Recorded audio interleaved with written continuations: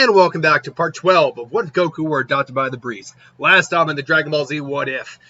Basically, Cell was killed and we had the 7-year time skip. Now, during that time skip, we need to address a couple of things. Actually, more than a couple of things. Hey, how strong have Raditz and Goku become? Goku, here's the weird thing about this, is that Goku and Raditz both have Super Saiyan Primal, aka Super Saiyan 4. But I think they spent so much time perfecting that over 7 years that they don't have Super Saiyan 2. They just didn't even think about that because they have now Super Saiyan Primal. There's no reason to try to further Super Saiyan at this point. Gohan. One thing I never addressed about Gohan is Gohan still has his tail because, think about it, you're born into a family that had their adopted son have a tail that when he saw the moon turn to an ape, you see he's got a tail, you build him something that just like you built for your father. So there you go. But Gohan, I think because Gohan gets to train with his dad still and quite a bit, Gohan's power is probably around canon because he hasn't had as many Zenkais or actual what's the best way for me to phrase this sentence?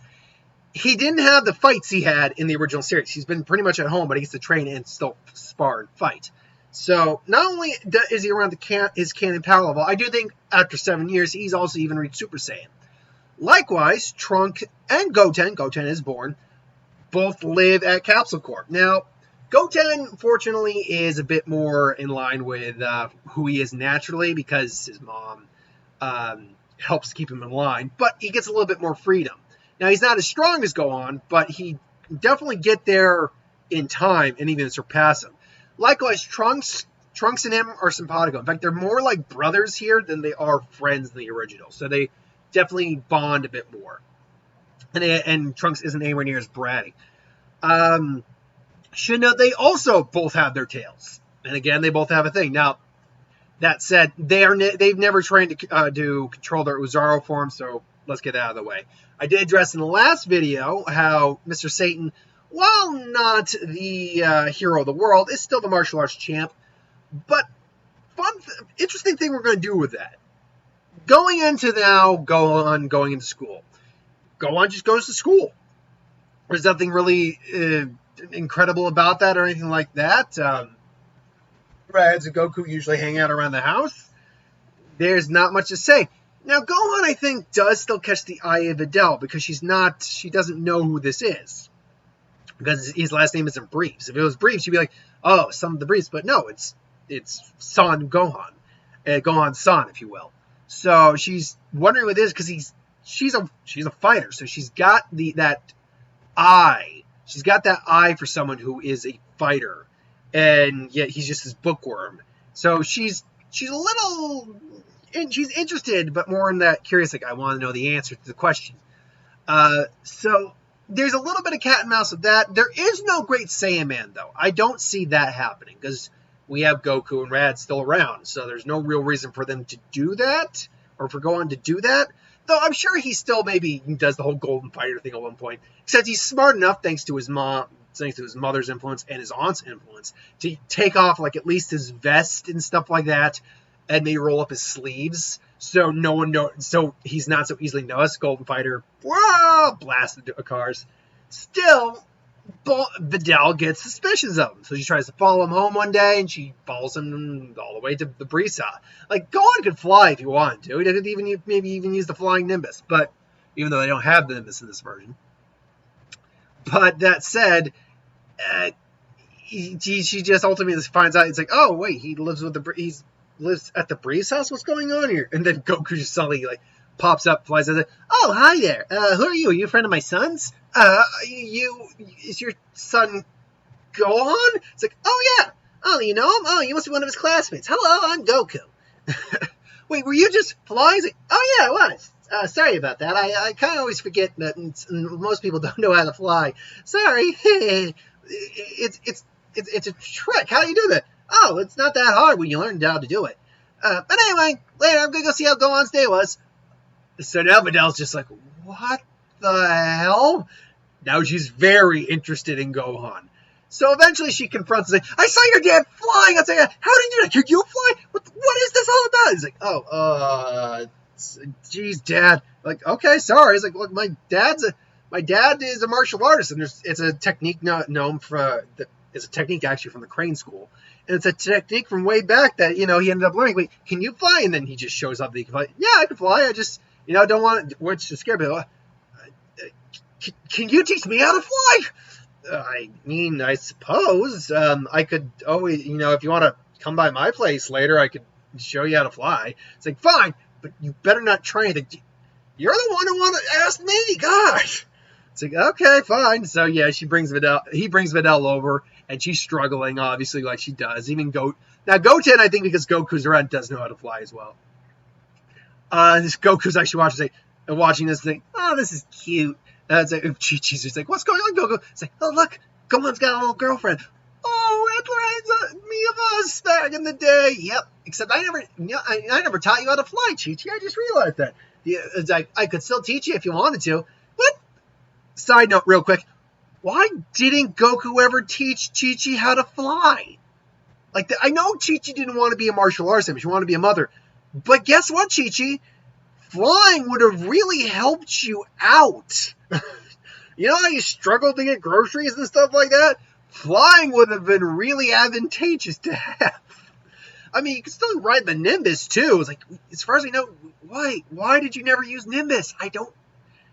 Another reason Chi-Chi's a bad character. Anyway, and why I usually make her at least a bit more apathetic and understanding in these versions. So Gohan's trying to help, and she's struggling. This time Goku steps in. Oh, hey, it's like, hi, Mr. Son. You can call me Goku. It's fine. So I see you're still struggling. No, it's like, yeah, well, it's not like I know how to do this off the top of my head like you guys do. Oh, we still had to practice how to do it. It's not like we knew it instantaneously or anything like that. And then he basically explains how Gohan explained it to her a bit better because it's Goku. And then she starts to float and she flies and yeah. So what was? I mean, I get the idea. I get flying's awesome. What was the big issue, Rush, for getting Gohan to teach you how to fly?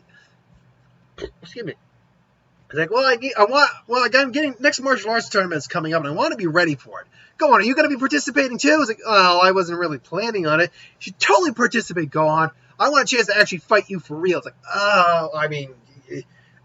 Look, if you want to train a bit more intense training, we have somewhere you can actually train. That's pretty useful. Wait, like what? Shows off the gravity chamber to Videl. It's like, so what's the deal? How does this work? And he explains, like, it basically increases the gravity in the room.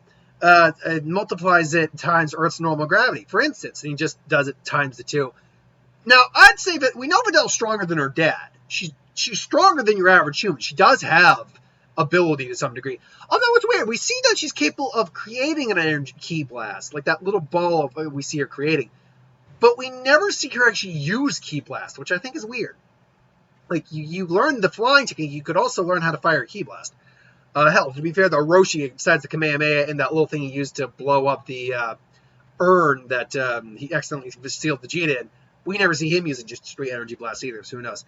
And sure enough, Videl is still generally fine, but she can feel there's like, whoa, is it exactly? It'll toughen up your movements, things like that, blah, blah, blah, blah. He explains that to her. She's like, whoa, can I train here after school?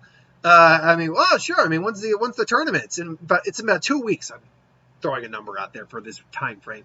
All right, and whenever you feel like you're cranking up to the next level, just press this button here. And if you need to crank it down, press the other button. If you need to just do a hard stop, just press the big one. And he even warns them. I'll be here there'll be someone here to help gauge where you're at, just to make sure you don't overdo it. Because trust me, it may not sound like a lot, but once you get to the higher grades, you will start to feel it. And I can see her even accidentally going to like Kaioken, gravity times 10, while she's barely. I'd say she could probably handle times 3 or 4 to start with, but she probably goes to times 10. She'd be like. It's like, whoa, and it's like, yup, hold on there. Yep, times 10 can be a bit extreme for beginners. Sorry about that. It's like, oh, man. And she's just upset, but she still trains, making her far stronger than what she was in the original series. Now we get to the actual tournament. Goku, Reds, and everyone, minus, say, Piccolo's still sitting on the lookout with Kami. He chills there. Piccolo, by the way, personality-wise, again, power-wise, he's nowhere near his original level, unfortunately. But power level-wise, personality-wise, he's kind of just a grumpy guy. He's there to help when you need it, but he's a grumpy guy. He's also not going to be playing much relevance in the rest of the story. Kami's still around because you can't find a new Guardian yet. So they're also onlooking. But Kami does sense something off with the tournament. He can tell there's something going on, but he can't pinpoint what it is. Even Piccolo's like, "You're sensing it too, right, Kami?" "Yes, but I don't know what it is I'm sensing."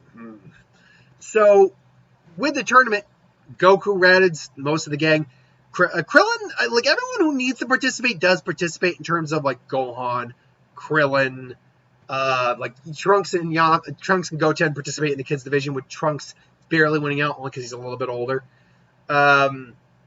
And Raditz does like the Vegeta thing. Well, there has to be a loser sometimes, Kakarot. Looks like I'm the winner this time. I was like, oh man. Sorry, I completely lost track of what there was. But Goku and Raditz don't participate because they know it'll ultimately just come down to them, and that's not fair to these new generations. Like they don't want to show up Goku's new possible girlfriend or Gohan's possible girlfriend or anything like that. So they opt to stay out of it, surprisingly.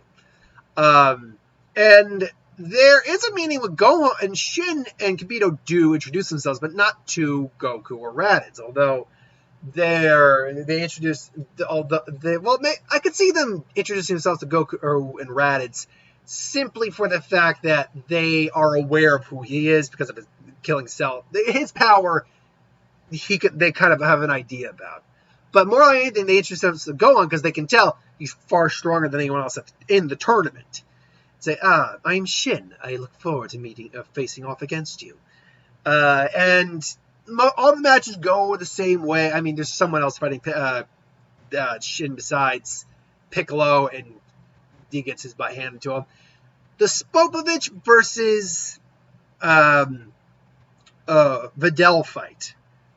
Now, because Videl is like, Dylan wrote down what I thought the parallels of them might have been.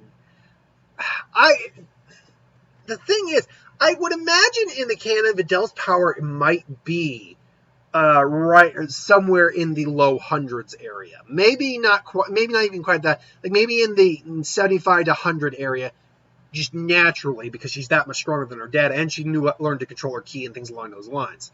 With some, like even just 2 weeks training in the gravity chamber, maybe even getting all the way up to 10 or 15 times Earth's normal gravity, I could see her literally like boasting 1,000, maybe 1,500.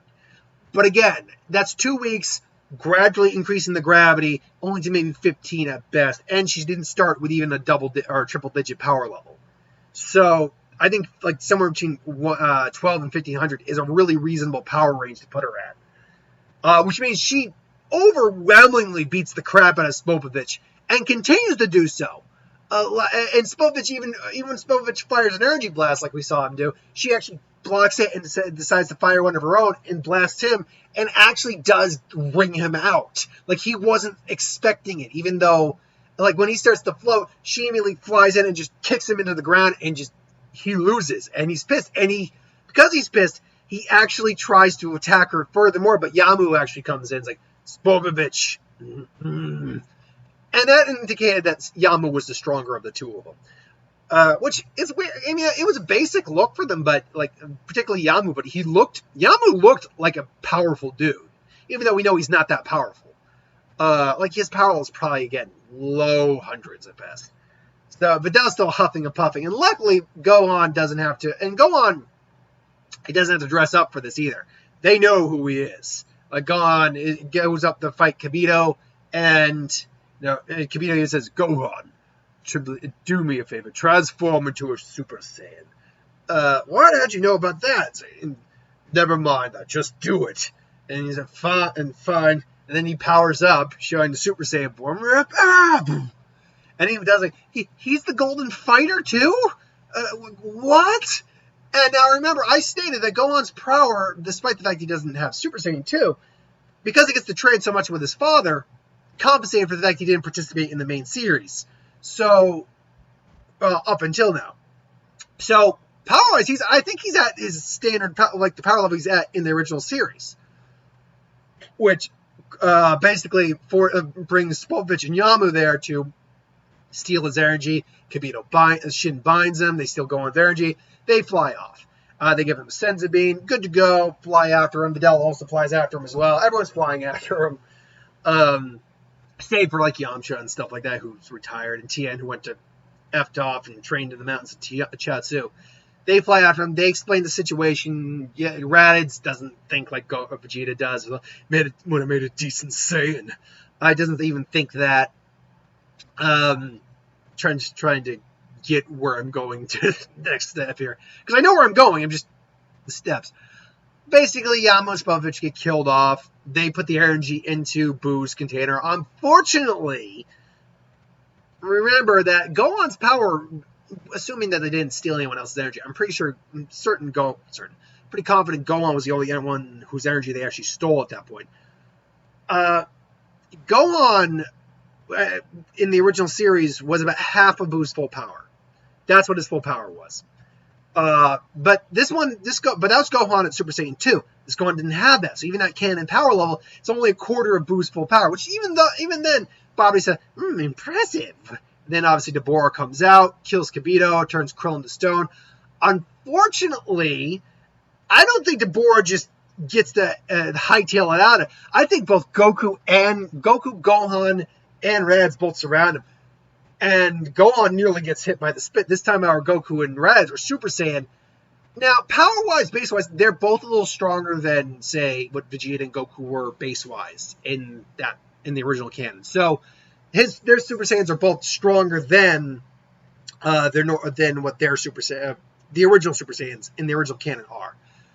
And they both tag team Deborah. Deborah barely gets out of there before getting blasted and still manages to get those blasted. Oh, relax, Deborah. I can heal you up fine. Papaya! And it heals up Deborah. And besides, Deborah, that little scuffle you just had did wonders for Buu. He's already up to 35%. Oh, now, why don't we lay out the welcome wagon, shall we? And basically, they go in. Pui's first. Gohan says they can sense how strong this guy actually is. So he's probably the weakest of who they're going to have to fight. So Raditz and Goku should hold off. Gohan takes on Pui. It goes about as well as you think. Gohan pretty much destroys Pui. Very low energy is given to Buu, barely at 40. Goku is the one who goes in and fights Yakon. Super Saiyan, steals his energy, powers up Super Saiyan again. This time, though, he goes all the way to Super Saiyan Primal, breaks Bobity's meter so he can't even gauge how strong his power level actually is, and just destroys Yakon. So they don't know what happened. Like, Goku's power overrated everything for that brief moment. Even Shun's like, what was that? Oh, that's something you'll see later on. Trust me, I get what you take on that red-faced dumbass. And that would put Buu right now about 40%. Unfortunately, he's still nowhere near close. Now Deborah and Raditz face off. Raditz and him go toe-to-toe. Super Saiyan Raditz is still not as strong as Deborah, but they're going pretty hard against each other. Ultimately, Raditz just says, all right, enough of this. Goes into Super Saiyan Primal, which I'm not even going to bother trying to gauge what the power level on that is going to be. If I already just give a rough, because I don't do the numbers at this phase in the series. Needless to say, it is overwhelmingly stronger than Deborah. Like, it makes Deborah, frankly, look like a bit of a chump. And just, what is this? And it's like, this is the end. And it just obliterates Deborah. Krillin gets released. It's like, what happened? Whoa, where am I? And my poor Deborah, it was only at 55%. What am I to do? And all of a sudden, boom. It's like, what are you to do indeed, Bobby? How about you give up? It's over. We defeated your best minions. Even if you were to release Buu now, he's barely at 50%. It's over, Bobby. No, it's not over, Supreme Kai, until I say it is. And the Raditz basically Raditz or Goku, I'd say Goku would probably be the one that grabs Bobity's mouth. By the way, I find it interesting that his body says, I'm well versed in all of my father's spells, which he's just a clone, but father's spells. But all the spells are papaya. or papaya, or something, basically like papaya. Anyway, he's like, yeah, I don't think we're going to let you do that. Well done, Goku. And then basically Shin basically looks at Babidi. He's like, "It's over, Babidi. You've lost." And basically kind of like, I imagine Shin's goal probably was to kill Babidi ultimately, but still like put him to sleep and maybe have him judged by Beerus or something like that, if he could get around to it. Either way, I imagine you could theoretically seal him away or do something to put him to sleep, and then basically say he'll be taking for judgment in the due time. As for Buu, him and Buu, and basically he's getting ready to go. He's like, "I'm sorry though. Sorry about Kabita. It's fine. Actually, if you want to hold up a little bit, we can get the Dragon Balls and bring them back." Wait, Dragon Balls? What are you talking about? And they get the Dragon Balls, and sure enough, wish back all the people that Babidi and Deborah and all his minions killed. And sure enough, that includes Kabito. So I was like, oh my. Well, Kabito, it's good to see you again. Yes, Lokai. What happened? Well, you died. So I'll explain it to you on the way home. And then they disappear, and that's the end of the Buu. There is no Buu saga, really. Like, at this point, Goku and Raditz are so strong, like, even if Buu had been at 100%, even, like, times three times as strong as his 100%, he wouldn't have been able to go toe-to-toe with Goku or Raditz at all. Like, not at all. So, that's the end of that, and that's where we're going to leave part 12. Now, obviously, I got at least one more part of this left to do, maybe two. We'll see what happens. Point being, though, I'm still working on the next What If that's going to be replacing this What If, because a lot of people have been asking for a My Hero What If, and I've been saying I'm probably not going to do that for a little while until the series has really gone a lot farther, because we're still really early into we're in the infancy of the series, really, because series like, hell, One Piece is still going, but series like Bleach, Naruto, they went all the way up to 600-700 chapters, whereas My Hero's not even at 300 yet. So I've been saying I'm not really going to do My Hero What Ifs for at least another 100 chapters or so. However, I have discovered a workaround for that. So whichever What If gets done first, be it the Naruto one or the Dragon Ball Z one, normally it's the Dragon Ball Z ones because there's a lot less roads a Dragon Ball Z one can go down compared to a Naruto one. So it's a much more linear storytelling style. So that one's usually the one that ends up ending first. So when this is done, we will be going into a My Hero What If. And I will announce that as soon as I finish that out. I'll even announce what it is. But I won't spoil what it is exactly. I will also say, the My Hero What If cheats on a couple of the rules I set for myself with What Ifs, but to a certain degree. But I'll explain that when we get to that What If eventually, which will be soon, like in the next couple of weeks. It will be soon. Until then, though, thank you for watching. Hope you enjoyed, and I'll see you next time.